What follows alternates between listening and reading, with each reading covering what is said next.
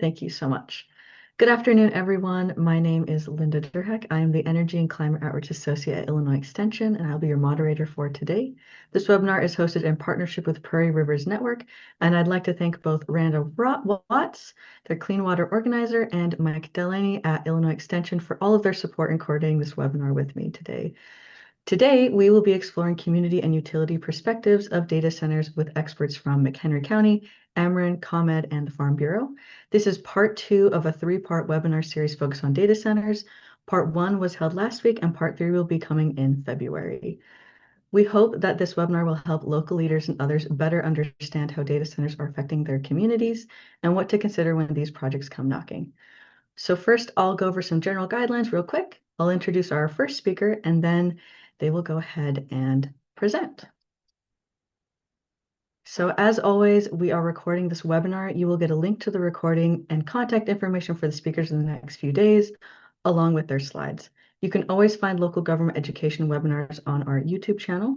I believe Randa is sharing all of these links in the chat for easy access. And of course, if you have questions along the way, feel free to put them in the Q&A. Speakers may answer throughout the webinar, and we will also have 10 to 15 minutes dedicated for questions at the end. So with all that, here is our agenda for today, and I will introduce our first speaker. Scott Kuykendall is the Water Resources Specialist for the McHenry County Department of Planning and Development. He oversees the county's scientific studies on groundwater, helps develop water resources policy, maintains the county's environmental compliance, and provides education and outreach. Scott earned a bachelor's degree in geography with a focus on environmental planning from Southern Illinois University and a graduate certificate in environmental management and sustainability from the Illinois Institute of Technology. I will hand it over to you, Scott. Well, thank you very much. And thanks everybody for joining us today and the opportunity to speak with you. Go ahead.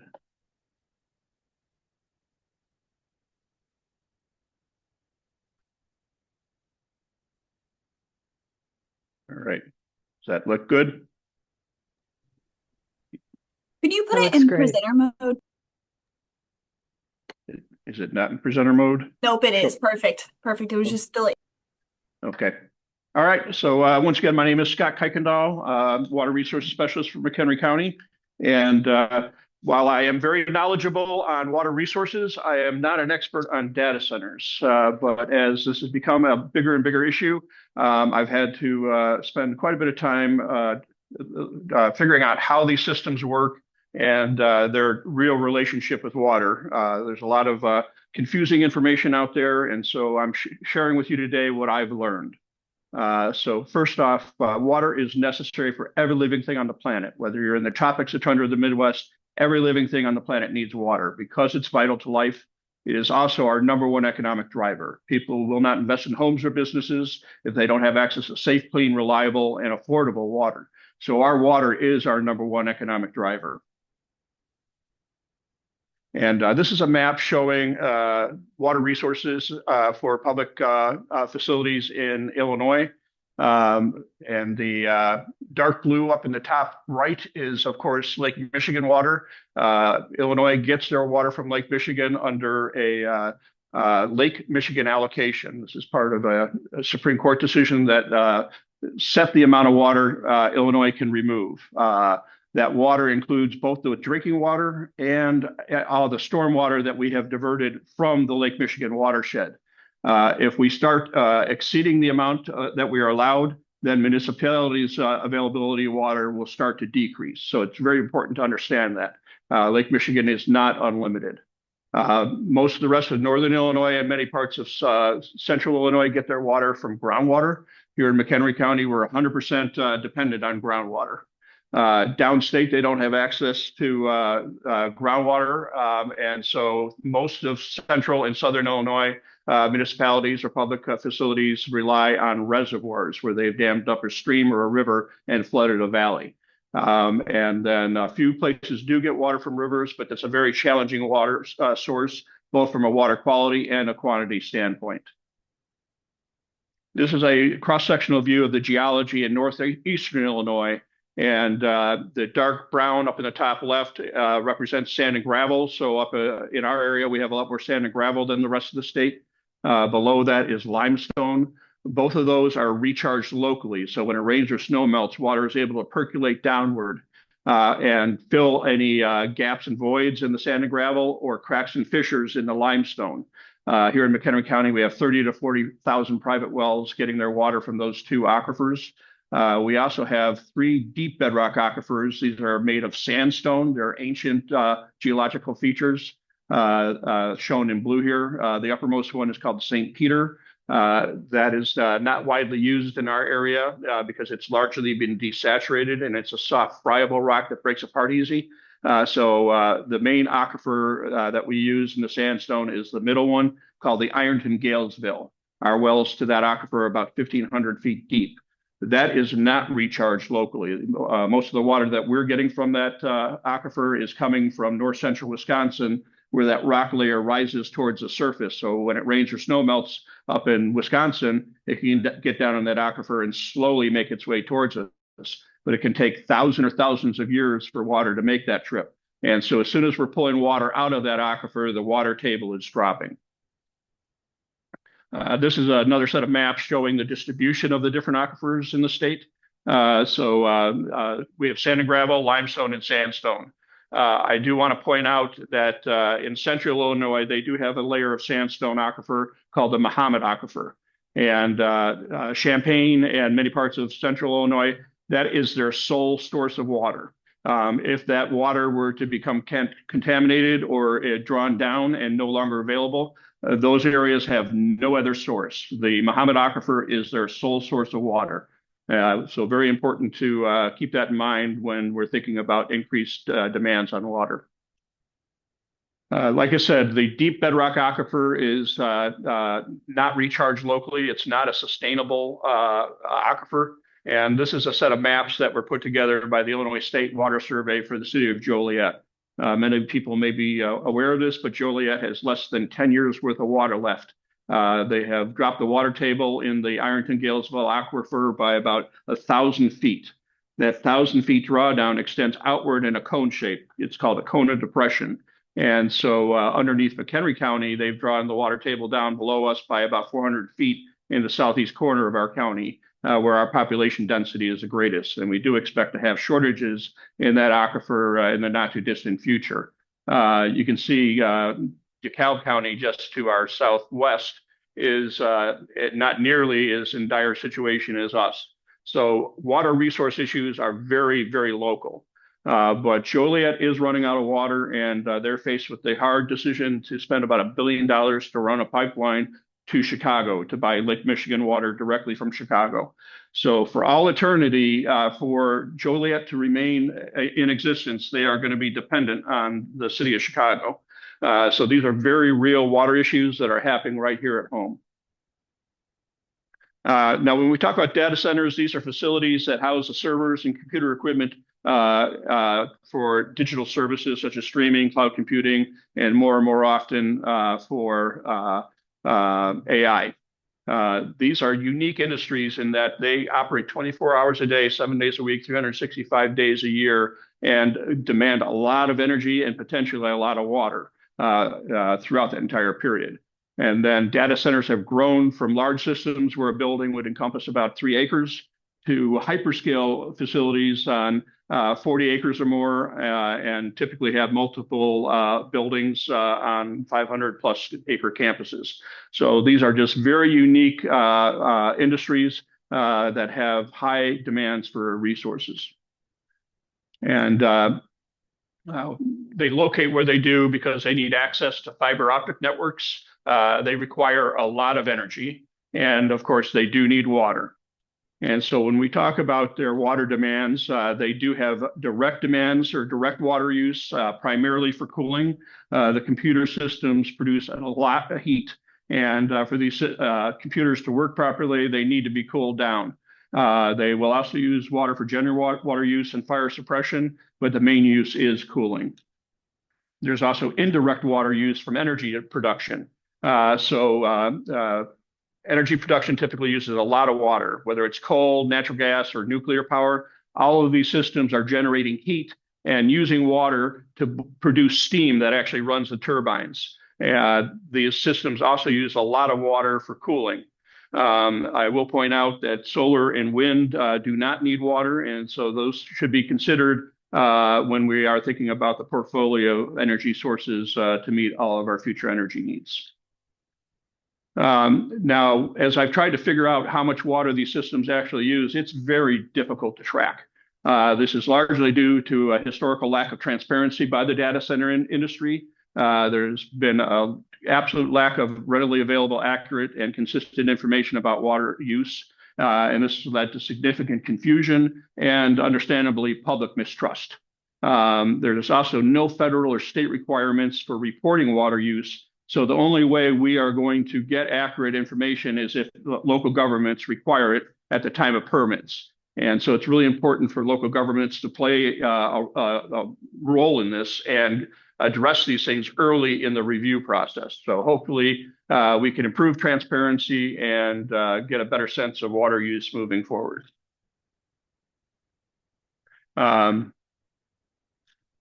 There is no standardized reporting methods for water. So some figures will only identify a very small part of their direct water usage, while other figures will combine all direct and indirect water use. So you'll get reports for the same industry or facility of using 5 million gallons per day or less than a car wash.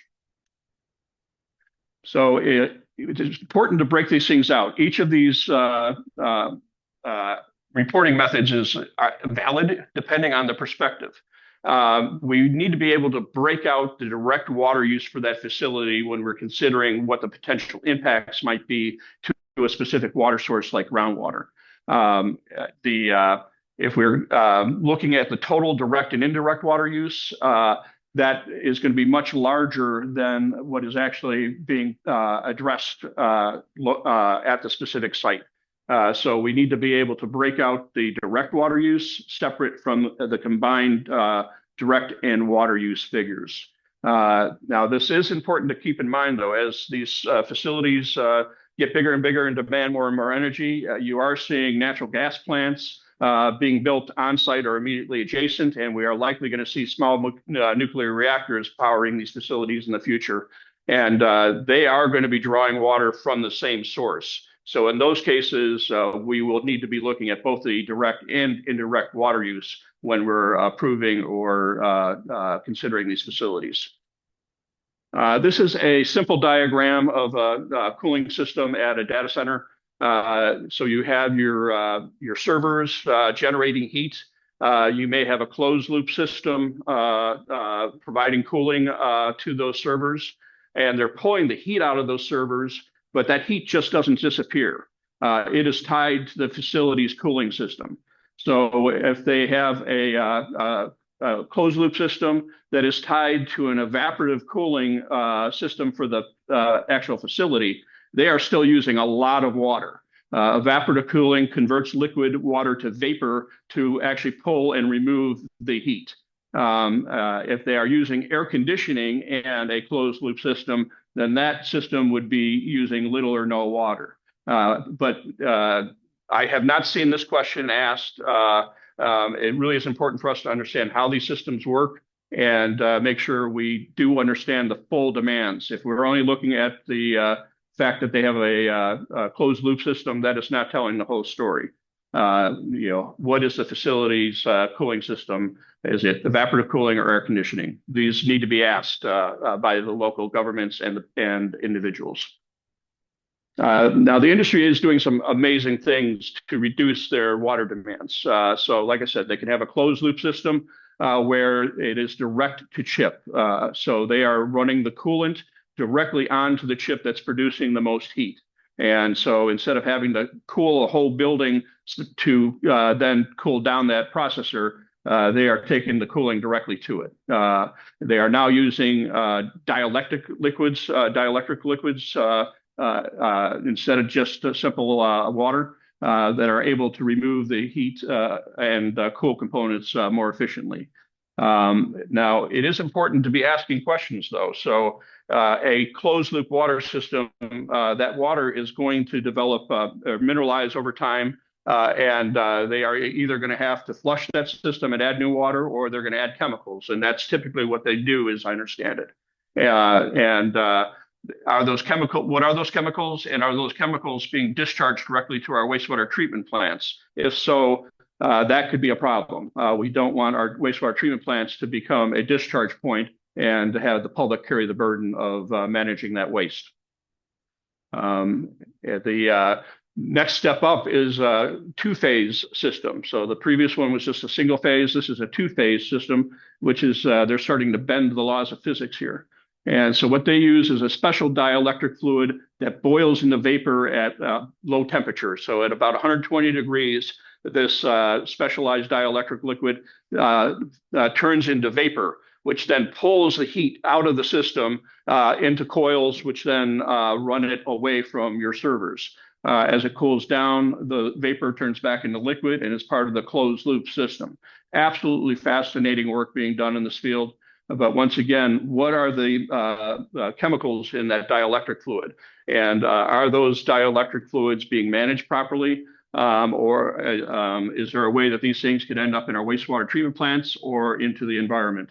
I have seen nobody addressing this issue, and it is vitally important for us to know this and for local governments to know that they're not having these chemicals dumped onto them. Important questions.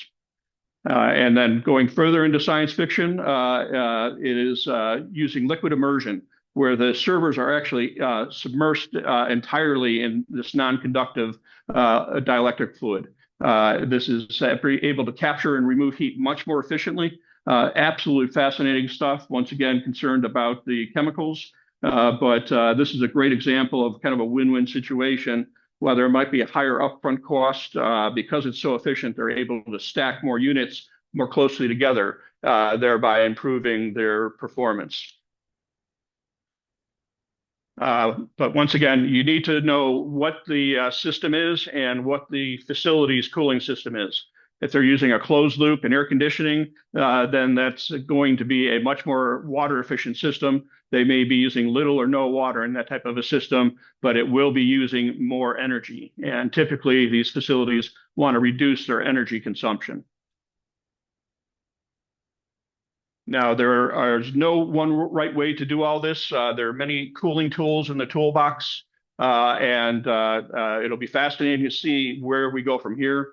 But all of these questions need to be asked. It's very important for local governments to understand how these systems work, what questions they need to ask, and for the public to be better informed and asking the right questions of their local leaders and these facilities. And hopefully, moving forward, we can have much greater transparency and have a better understanding of the benefits and challenges that these facilities pose. So thank you very much. Thank you so much for your presentation, Scott. That was very insightful. With that, we will be passing over to our next two speakers. So I will go ahead and introduce them now. So Alex Scharf is the Business Development Executive at Ameren, Illinois Economic Development. Alex specializes in leading large load interconnection projects, particularly data centers and other energy-intensive industries throughout the site selection process. He also supports community partners across the Ameren, Illinois service territory on various business attraction initiatives. He holds degrees from the University of Illinois at Urbana-Champaign and Southern Illinois University Edwardsville. He will be joined by Ed Sitter, who is the Senior Manager of Economic Development at ComEd, where he oversees the company's strategies and efforts to recruit and retain large business customers that grow jobs and investment in key industries across Northern Illinois. Ed is a 31-year veteran of the company, where he has worked closely with development partners to leverage ComEd's reliable, affordable, and clean energy services to secure major business investment wins for the region. Ed holds a bachelor's degree in urban planning and development and a Bachelor of Science in environmental design with a minor in energy and mineral resources from Ball State University in Muncie, Indiana. And I'll turn it over to you. Hey, good afternoon, everybody. Really quick, Ed, I think you're sharing the presentation screen. I don't know if there's a way to go to the... I'll change the display settings. Hold on. No problem. No, I do that every time too. There we go. How about that? There we go. Thank you. Okay, sorry about that. Nope, all good. Thank you, Ed. I'll go forward on the first. Sounds good. Yeah. Thank you, and appreciate being here. Good afternoon, everyone. As mentioned, Alex Scharf with the Ameren, Illinois Economic Development Team. I'm specifically with our Business Attraction Group, and we are focused on bringing new businesses into our service territory. So, really quick overview, in case you don't know, Ameren, Illinois, we are the electric and natural gas distribution company serving a large portion of the state of Illinois. Our service territory, as you can see on that map, covers 43,000 square miles, roughly 3/4 of the state. The map there, you can see the green is where we serve electric and natural gas. The blue is electric only. Our headquarters is in Collinsville, Illinois, located in southwestern Illinois, and we are regulated by the Illinois Commerce Commission. Okay, I'm going to give a quick U.S. data center market overview here, and I know Ed's going to dive into some deeper subjects as well. So just to start, as you've all seen too, and why we're here today is that there's just been an explosion in the data center market and the demand we're seeing. A lot of that driven by growth in artificial intelligence, and that chart there on the upper left corner there shows that there's the potential for this to continue through the end of this decade and into the next. And these data centers aren't just locating in traditional locations and the traditional hubs where they have located in the past. There's new hubs emerging and developing across the country, and that presents a unique opportunity for communities and regions in our service territory to compete for these projects. And so, as you can imagine, these projects can contribute positively to communities through job creation, both construction jobs and permanent jobs, capital investments with some of these projects ranging in the hundreds of millions and into the billions of dollars, and the associated tax growth with those projects. So with this opportunity comes challenges from the utility perspective. We're seeing an unprecedented number of requests from data center groups, whether that's developers in the data center world or even outside the data center world trying to get into the space, landowners interested in because they believe they have a good piece of land near a substation or transmission lines, and of course requests from our community partners trying to navigate these requests as well. To give some perspective, large load projects, they need to interconnect with our high voltage transmission system, and to do that, projects are required to go through a robust transmission study process. Before the end of 2024, early 2025, our team had never had a new business attraction project move forward with an official transmission study request. Enter this past year and moving forward, we've had dozens of study requests completed and more entering the queue seemingly each week, it seems. So this rapid increase in activity has challenged our teams to have to relook at our processes and procedures of how we handle these requests and move them through the process. And ultimately, that the goal there is to advance these opportunities, but even more paramount is to ensure that our existing customers are protected through that process. So that has definitely been a challenge, and I know Ed will speak more to that as well from what they're seeing on the ComEd side. Just to hit some of those other notes in there, we can continue to build a robust pipeline of large load projects throughout our service territory. We've seen it started really with an influx in the southwestern Illinois region near the St. Louis area, but it has since expanded everywhere across our service territory. And we're also starting to see more and more projects looking at not just the electric side, but also natural gas solutions, adding additional complexity. And just the last note I'll mention before turning it over to Ed is that, as you can tell from the siting factors, power drives a lot of these projects, but there's a lot of other things that have to come together. They're very complex projects. So if your community is working with data center projects, if there's sites you believe are promising, or you're planning to market your community towards some of these opportunities, please connect with us. And early engagement and collaboration is critical to advancing these opportunities. So with that, I will turn it over to Ed.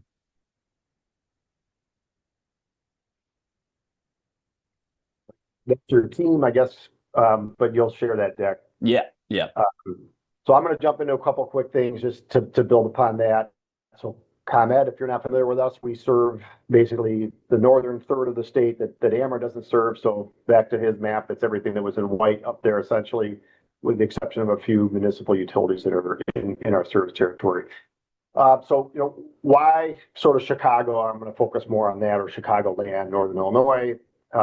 There's a convergence of fiber optic networks. When those were first laid, they were put mainly along the railroad lines that traverse the country.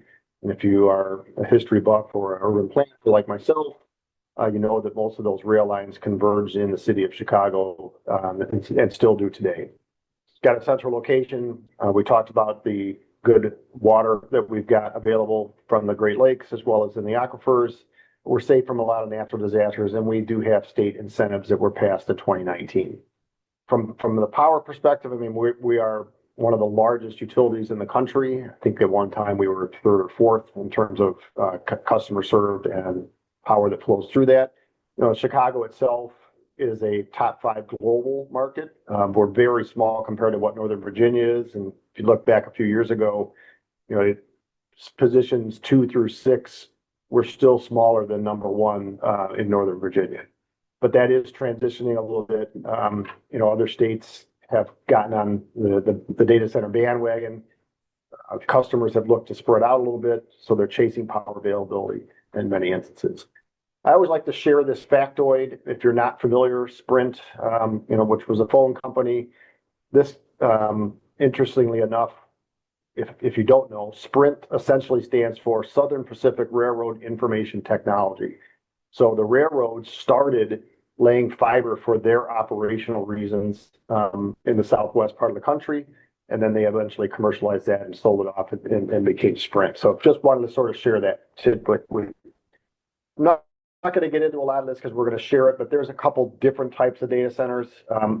Pretty much every business these days has some sort of what we consider to be an enterprise data center. So it's just a closet or some room inside an office building or commercial building where they've got servers and computer equipment. Things started to shift towards the MTDC, which is a multi-tenant data center that's more like a shopping mall. So you would have, you know, a Macy's on one end. I'm just using the mall analogy, you know, a JCPenney's, and then you've got a bunch of smaller stores. So you got Foot Locker and Banana Republic and whatever. So those would be the same things, right? You've got hospitals, you've got, you know, insurance companies, you've got tech companies that are all looking to lease those types of spaces. Then there was a shift to something called hyperscale, which is really just the next level up, right? So what was happening with some of the larger technology companies, so, you know, the Googles, Amazons, Metas, Microsofts of the world, were essentially leasing the entire data center or multi-tenant facility and making it their own. And then they started building their own, you know, so those are something that had become more prevalent around the country. We certainly have some here in our service territory, but I just wanted to sort of give some distinction of what the 3 types of data centers are. Alex touched a little bit about this, but, you know, data centers, it's usually about power first. Can they get power? How long is the timeline? Is it available? What other challenges might we have? And I've got some examples there on the right side. That's a substation complex that we have in Plano and Yorkville, Illinois. We have 5 or 6 big data centers that are proposing to connect nearby that because of the power that flows through that facility. And you can see the red and green lines, those are our transmission lines. So that makes a good site because you are proximate to power and to a substation. The example on the bottom, you can see our transmission lines are off to the right there. First of all, you'd have to figure out how you'd get the power from where it is to your site. And then secondly, you can see that pathway is predominantly going to be residential, which is always a challenge. And then the site itself is surrounded by residential. And data centers these days do not want anything to do with residential. They don't want to be by them. They don't want to see them because they're just drawing attention to themselves. And there's a lot of community pushback, as you've probably been reading in the media, you know, from noise concerns, water concerns, vibration concerns, traffic, all that stuff. Now, I think the flip side is from a traffic standpoint, data centers don't have a lot of employees compared to, you know, a industrial facility or a warehouse facility, for example.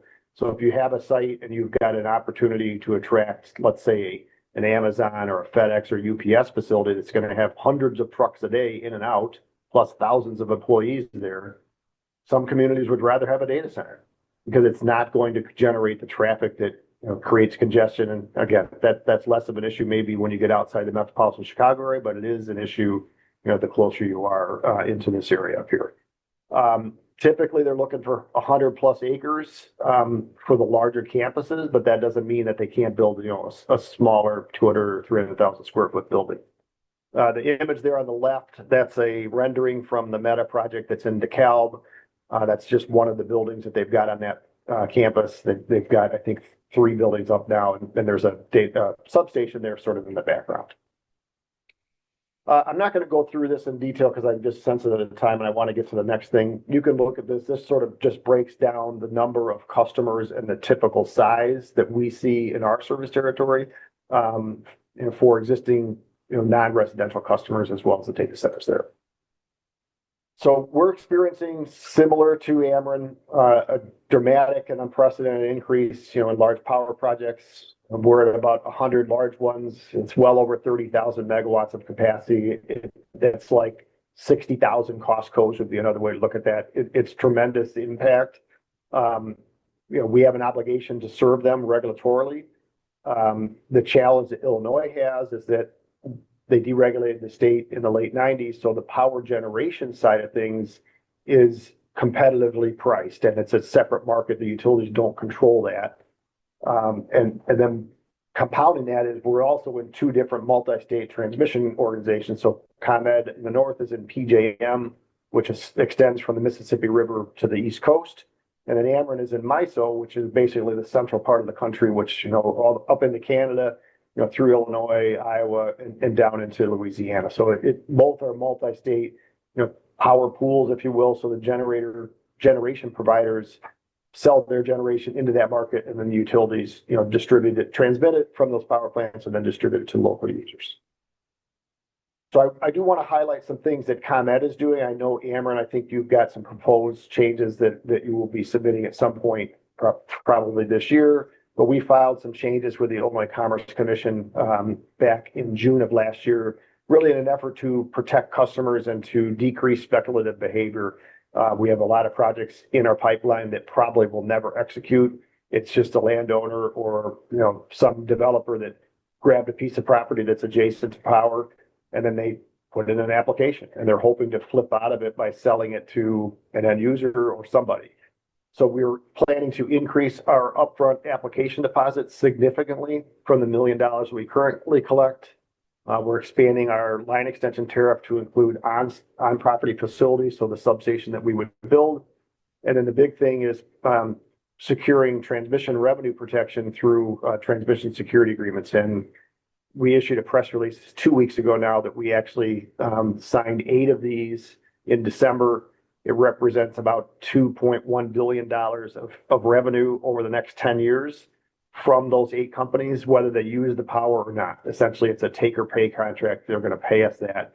The intent here is, as we expand our system to protect those or to serve those customers and increase transmission capacity, if that load doesn't show up, that means we have overspent and our customers have overpaid. So if these new customers underperform and let's say they only hit 50% of what their loads are, then that theoretically might mean $1 billion of revenue that we have taken in that we are going to essentially refund back to all existing customers as a ratepayer protection. Last thing I'm going to share, and I'm right at time. If you're not familiar with your transmission system that runs through your area, there's a great website called openinframap.org. It's highlighted there. That has, for the entire globe, all transmission lines, all substations, and all generating facilities around the country. That is a public open source system. I don't know who built it. I know we can't give out our maps, neither can Ameren. It's always a challenge, but we do point people to this all the time. It does not have the distribution system, so the local sort of wood poles, but it does have the bigger power lines. We will share these slides. In my deck, there's a lot of appendix information, so I'm not going to go through that, but happy to answer questions when we get to the end. Thank you both for that excellent overview of energy and planning considerations for communities. With that, I will introduce our final speaker, who will be offering a rural perspective. Bill Bodine is the Director of Business and Regulatory Affairs in the Illinois Farm Bureau Governmental Affairs and Commodities Division. Bill and his team manage issues associated with business regulation and property rights, utilities and energy, renewable fuels, transportation and infrastructure, and industry affairs. He joined the Illinois Farm Bureau in August 2003 and has served in several roles within the organization. Yeah, thank you, Linda. Can you hear me okay? And does my screen look all right? Yes, that looks perfect. Great. It's a pleasure to be with all of you this afternoon. I'm glad you were able to join us and talk about this issue. As Linda mentioned, part of my responsibility within the Illinois Farm Bureau is managing energy issues. And more recently, that means I've had some involvement with data centers and the perspective that our members have around data centers. First, a little about our organization if you're not familiar with us. We are Illinois' largest agricultural organization. We represent over 70,000 farmers and landowners. Those farmers and landowners join through county farm bureaus. And so we have county farm bureaus representing members in every county in Illinois. We're also a member of the American Farm Bureau Federation at the national level. So we work at all levels, local through our county farm bureaus, us as a statewide organization at the state level, and then through the American Farm Bureau Federation, we work at the federal level as well. And our mission is to improve the economic well-being of agriculture and enrich the quality of farm family life. So that's the focus and the basis for everything that we do as an organization. And Ed talked a little bit about Chicago being a target area for data centers. We are starting to see rural areas be targeted for these types of projects. And as a result, our members are starting to take note. They've started to raise some questions and some concerns about these projects. And so I wanted to kind of talk a little bit about that with you today.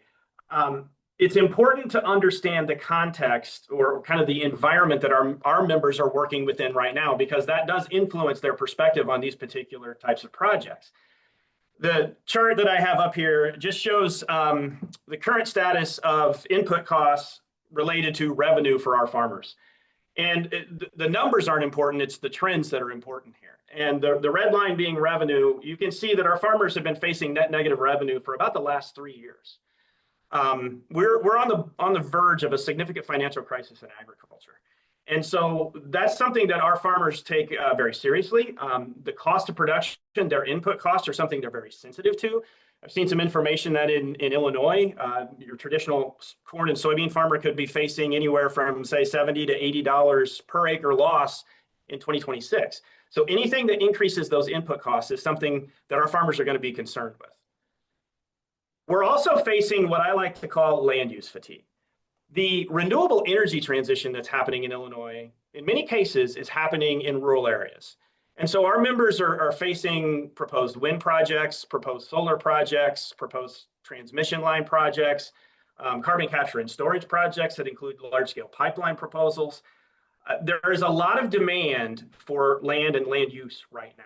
Now, that could present an opportunity for some of our members. For other members, it presents some risk because it means limited access to land, and land is important for what they do on their farm. This is leading to some fatigue. My members and landowners, when they reach out, some of them are just getting frustrated with the fact that they're contacted about multiple different projects. There's a lot of people reaching out wanting to get access to land, and they're, to be quite honest, getting tired of it.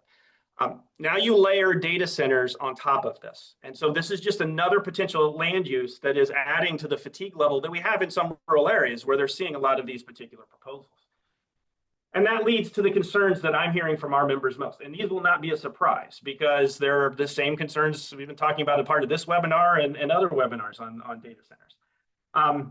The first, and these are probably in order of what I hear most often from our members, but the first thing that I do often hear is sensitivity to potential electricity price increases. If you think back to that chart I showed you about the difference between what input costs have been doing and what their revenues have been doing, anything that's going to further drive up input costs, including electricity, is going to be something that raises some concerns for our members. Our members are significant electricity users. If you're a grain farmer and you have a grain bin, you have grain dryers, you're going to be using a lot of electricity. If you are a livestock farmer, you may have barn fans and cooling systems that use a lot of electricity. So anything that drives up those prices are something that they're going to have some concerns with. I'm also hearing about water use requirements, and Scott talked a lot about this. As we think about rural areas, our members want to ensure that if there is a significant draw on water use, it's not going to have an impact on other rural water users. They raise concerns about continued reliability of the electric grid. Again, not only is it about electricity prices, but our farmers need that electricity when they need it. If there's a reliability issue that surfaces as a result of additional large loads being placed on the system, that's something that they have some concerns with. And then I've been hearing just general concerns about transparency regarding these proposals, making sure that information is provided to the public so they understand what those potential impacts could be and can make a determination of whether they think it has an impact on rural communities. Now, we, as an organization, we pride ourselves on being grassroots driven. Our members develop internal policies that set the positions for our organization. So we have had a lot of conversation recently about data centers. I was in Anaheim, California last week at our national convention, where data centers got a lot of attention within the American Farm Bureau Federation. And so our members have established policies at both the federal and state levels around data centers that are going to guide us as an organization as we think about how these proposals may impact rural areas. What I have on the screen right now is just a selection of the policy statements that were implemented by our members at last week's national convention. It is not the entire policy. I want to be clear about that. There are some additional topics that are covered by that policy, but these are the ones that I thought were probably most relevant to today's conversation. First, we do support responsible development of data centers. And I will characterize all this policy kind of in that bucket, responsible development. We recognize their economic benefits, but we want to be responsible about stewarding those local resources and protecting private property rights. Energy consumption should be managed responsibly. Efficiency measures should be utilized. We also support legislative and regulatory efforts to ensure data centers are sited in a manner that safeguards water supplies. Again, I go back to that concern that we've heard about water. And we also can be supportive of the implementation of large load tariffs that ensure large load users are paying their fair share for energy, so it doesn't put further strain on our agricultural electricity costs. Again, thinking back to those input costs for our members. So those are some policy statements from a national perspective. And then the Illinois Farm Bureau annual meeting is in December in Chicago. And so at that meeting in Chicago, there was, again, a lot of conversation at the state level about data centers. And they passed a couple of policy statements that'll be guiding direction for us at the state organization, where we support data centers filing a water withdrawal plan as a part of a special use permit application with the county that would involve the Illinois State Water Survey determining what the possible water use impacts could be. I go back to what Scott was talking about, how local governments, as a part of the permitting process, can require this information to assure that everyone is aware of what potential water impacts could be. We would support a proposal like that. Our members also did pass a policy that we oppose the development of data centers that could decrease the reliability of the electric grid, increase the cost of electricity, or have the potential to deplete aquifers that their communities depend on.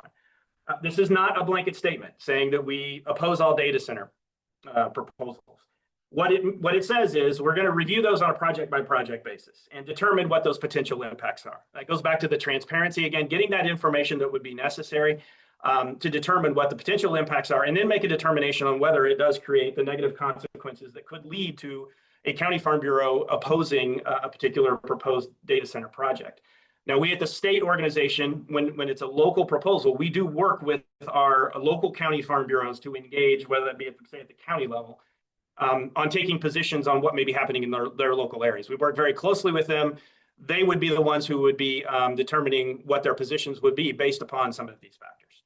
So it's something that the rural community is taking note of. We've seen proposals in the rural area that could have impact, and our members are starting to discuss what appropriate siting and locating of these projects should be. So I appreciate the opportunity to kind of explain what the perspective of our organization is on the issue, and I do look forward to answering any questions that anyone may have.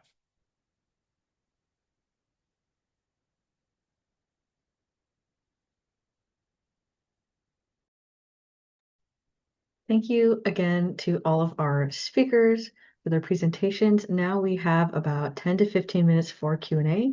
So we already have gotten some questions in the chat, but we'll open it up now. So if you have a question, feel free to put it in and we will try and get it answered.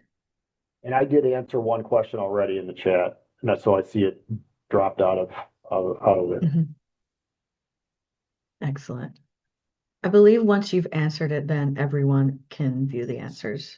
Okay, I didn't answer the other ones because those are a little more difficult or weren't for me. Yes, some of them are very specific. Shall I go ahead and tackle the ones that are water related?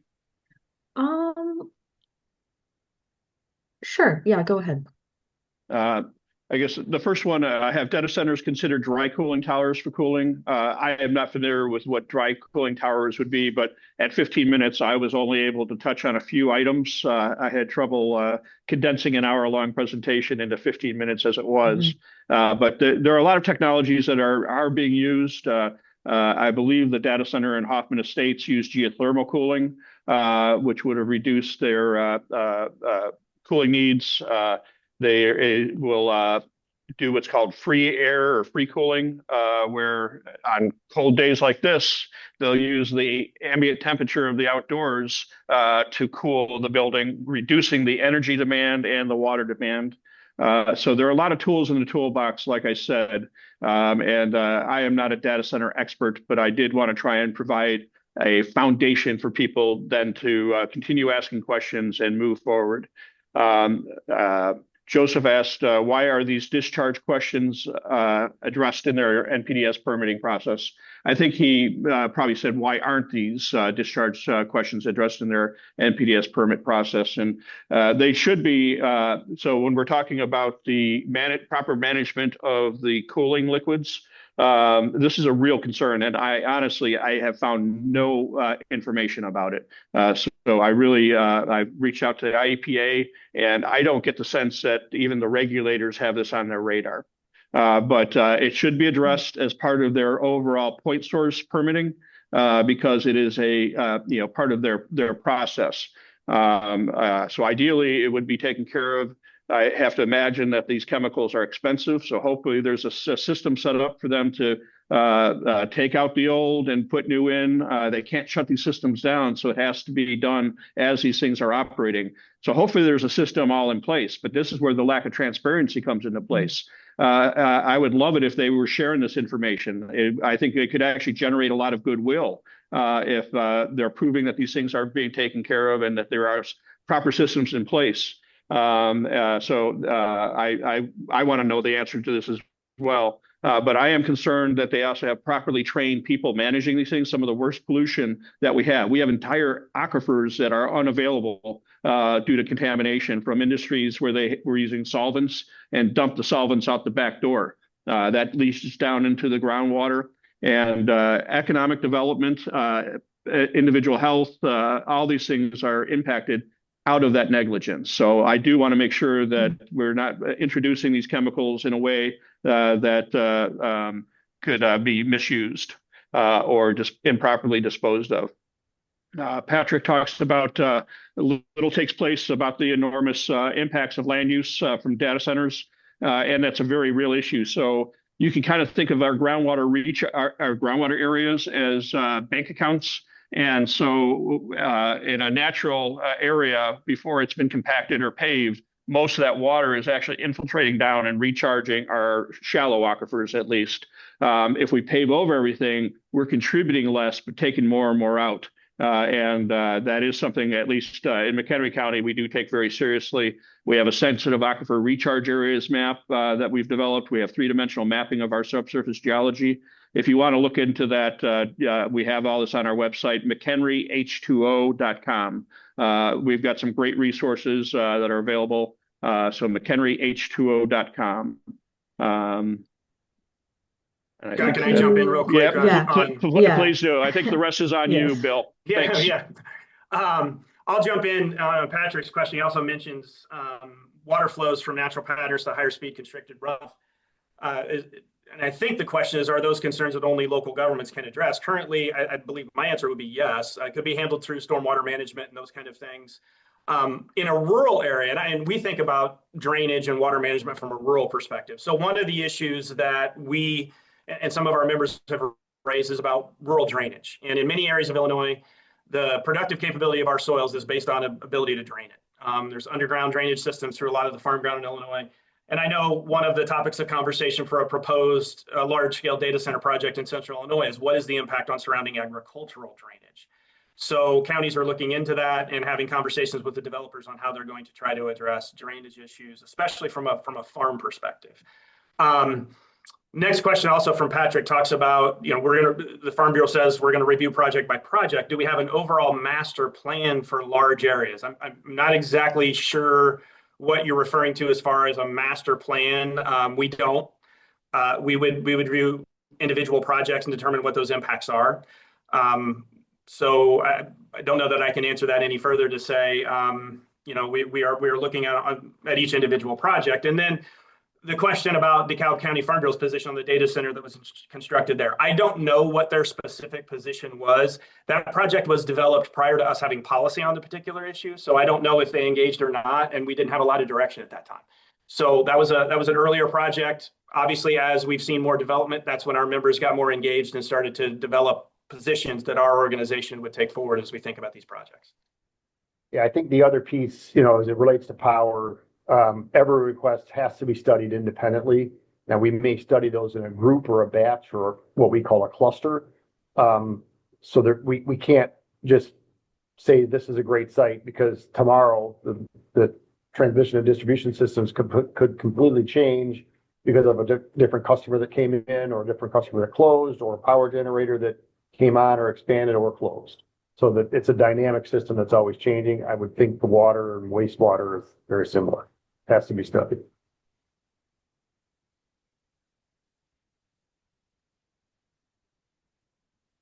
Other questions? We had a question that was, how does the Farm Bureau determine the impact on energy cost of a locally sited data center when the supply cost of electricity is spread across MISO or other grids without consideration of local use? That can be a challenge, I admit that, especially as we think about capacity being one of the driving factors for electricity price increases in Illinois more recently.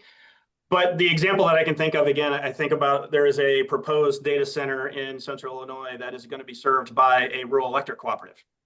And the rural electric cooperative claims that they are going to separate that load, that demand, and contract for it separately. They do not participate. My understanding is they don't participate in capacity markets within MISO.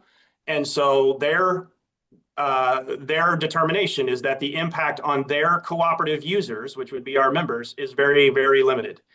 So that's an example. It's not perfect. I understand that. And there are challenges because some of this cost is going to be spread across a much bigger area, especially as we think about capacity.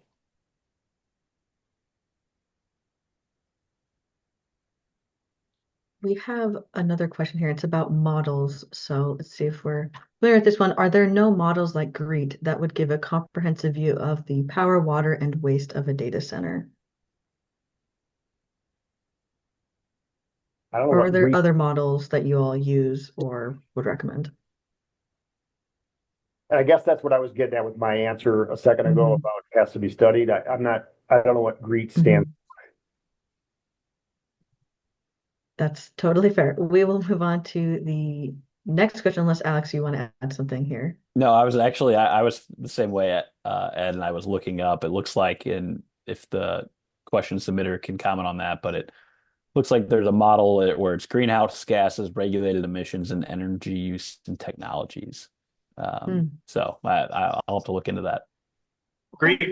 GREET is, I can maybe provide some context, but GREET is a model that determines a life cycle analysis of carbon emissions from certain product pathways. As an example, it's often used around renewable fuels for ethanol and biodiesel to determine what the total carbon emissions would be for the life cycle analysis. I don't know that it would apply in a data center context, but sure we could probably look into it. Thank you for that. We also have a question about sustainable energy systems. You know, would it be possible to put solar arrays on rooftops of data centers? The easy answer there is no, because two reasons. Number one, they use the rooftops for all of their other HVAC and, pumps and parts of their facility is the one reason. But the other reason is even if they could put solar on the roof, it would contribute minimal amount of power to that facility compared to what they're actually using.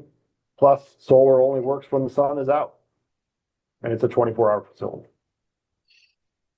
I appreciate that. I feel like I've heard a lot about, putting solar on the rooftops. So glad to have that answered. We do have a question. Yes, I mean, don't get me wrong. We encourage solar. There's a lot of warehouse buildings that don't have a lot of where you're starting to see that. And from my personal perspective, I'd love to see that more than covering over, farmland. Yeah, that makes sense. We do have a question about water. So maybe Scott, this will be one for you. Is there any study on the effects of pattern tailing and having the water running more directly through the tributaries instead of moving downward to replenish the water table? It's pretty specific. Yeah, that's I'm having trouble visualizing. I guess I was trying to think of how it would apply to a data center, but that does sound like a broader question. I'm trying. Is there any study on the effects of pattern tiling? Yeah, I don't. It sounds like this has to do with agricultural drain tiles, and it is an interesting question. You can put caps on the end of the drain tiles, let them drain freely in the spring when you need to move the water off, and close them when the rest of the year, and that backs the water up, allows for infiltration, reduces stress on downstream resources. I don't know if that's what he's getting at, but it's a bit more detailed than I'm prepared to talk about. Patrick right above that did have a question about the cumulative effects, and I did want to touch on that. He's probably talking more broadly about energy and water. But it's very important for the local governments to be looking not only at this particular project that they are voting on or reviewing, but all the other projects that might be coming in. Often these data centers cluster, and so DeKalb just got a second data center that's going to be built out there. And so you have to be looking at the potential cumulative impact of multiple new demands on your water supplies, not just case by case, just given the nature of data centers clustering in the same vicinity. Thank you, Scott. That's actually a great segue to our next question. They're asking, are any of you aware of a good model ordinance that municipalities or counties could use as a jumping off point for developing local regulations when it comes to data centers?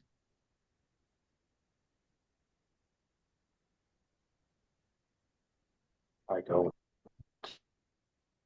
I am not aware of a model ordinance myself. We have worked with the Illinois Association of County Board Members in development of model ordinances around wind and solar in the past, but I'm not aware of one being developed around data centers. That doesn't mean it couldn't happen in the near future.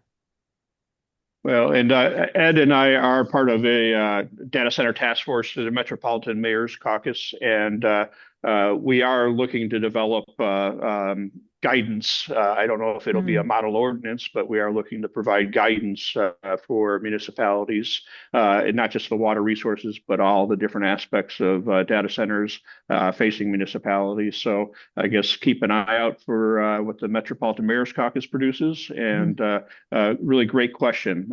Hopefully we can create a template both for questions to be asked and a model ordinance that municipalities can follow. Yes, it looks like there's a great need for tools that communities can use for addressing data centers. As we're kind of getting close to the end of this, I have a question for you all. What are some key questions that you think communities should consider when they're being approached by a data center? Like the key things to ask to get that conversation started, start getting the information they need. Like I use a diagram showing the illustration of the data center's cooling, and you really need to ask not just what are you doing to cool around the servers, but what is your actual facility doing for cooling? Because if they're using evaporative cooling, they're going to be using a lot of water, and so you need to get the total direct demand for water for a facility early in the process. Engage your utility partners as well. Not for Ameren and ComEd, just so you can get a general understanding of their ability to serve. They can't give specifics, obviously, till they get a request, but having that relationship there, so when you do get that inquiry, whether it's a data center or some other industrial, is always important. So if you don't know Alex and I or our peers, certainly reach out to us. And I'll add to what Scott mentioned about water usage. As you saw, we have a policy statement that would request a water withdrawal plan. I think you ask the question and get the plan, right? Get information and details about how the proposed project will be utilizing water, where that water is going to be coming from. There are some, whether it could be coming from groundwater, or it could be coming from a water supply system or a rural water supply system. Both of those sources are important to know where that water usage is coming from, and what that total volume will be, and what the potential impacts could be on other water users in the area. Thank you all so much for your answers to that question. We are at time, but I would just like to thank our speakers again for their willingness to present. We will be sharing out their slides and their contact information. So if you have other questions that were not answered, please feel free to reach out to our speakers. We will be doing a third part for this webinar series in February, really diving into what communities can do and hoping to answer some of those questions as well, and continuing to do this conversation and have more resources for you all. So thanks again to everyone for joining, and thanks to our speakers. We'll see you on our next webinar in February. Bye all. Bye.